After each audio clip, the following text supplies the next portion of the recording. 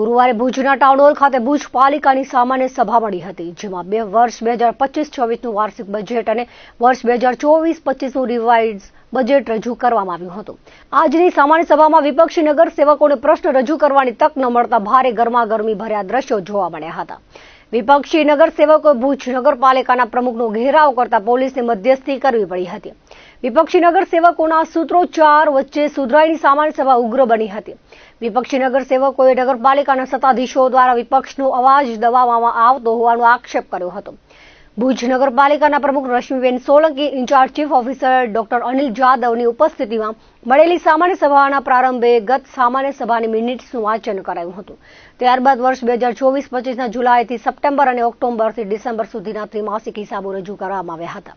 ત્યારબાદ નાણાકીય વર્ષ 2024-25નું રિવાઇઝ બજેટ રજૂ કરવામાં આવ્યું હતું। રિવાઇઝ બજેટ બાદ ભુજ નગરપાલિકાના એકાઉન્ટન્ટ શાખા દ્વારા વર્ષ 2025-26ના 157 કરોડના અંદાજિત ખર્ચનું બજેટ રજૂ કરવામાં આવ્યું હતું।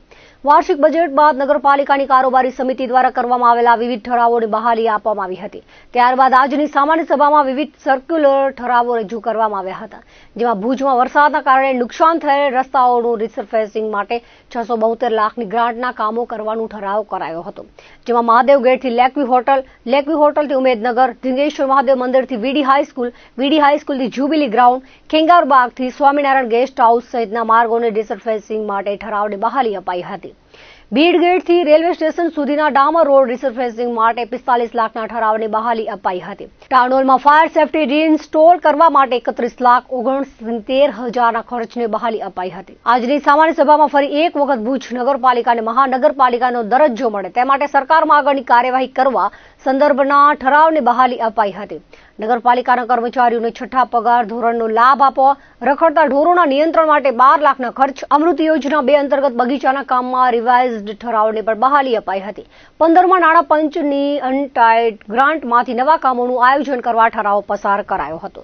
ભુજ શહેરમાં વિકટ બનેલી ડ્રેનેજની સમસ્યાના નિવારણ માટે વિવિધ વિસ્તારોમાં ડ્રેનેજની ગ્રેવિટી લાઇન પાથરવા બાબતે ₹1.99 કરોડના ખર્ચ માટે ભુજ વિસ્તાર વિકાસ સત્તામંડળ પાસે ગ્રાન્ટની માંગણીની દરખાસ્ત કરવાના ઠરાવને બહાલી અપાઈ હતી। ભુજના અમૃતસર તળાવ પાસે આવેલ કૃષ્ણાજી પુલને તોડી પાડી નવો બ્રિજ બનાવવા માટે ₹1.78 લાખના ખર્ચે આગવી ઓળખની ગ્રાન્ટમાંથી મંજૂર કરાવવા તેમજ મળવાપાત્ર ગ્રાન્ટ કરતા વધારાનો ખર્ચ સ્વભંડોળમાંથી કરવાનો ઠરાવ કરાયો હતો। આજની સામાન્ય સભામાં અધિકારીઓ, પદાધિકારીઓ, હોદ્દેદારો સહિતના નગર સેવકો ઉપસ્થિત રહ્યા હતા।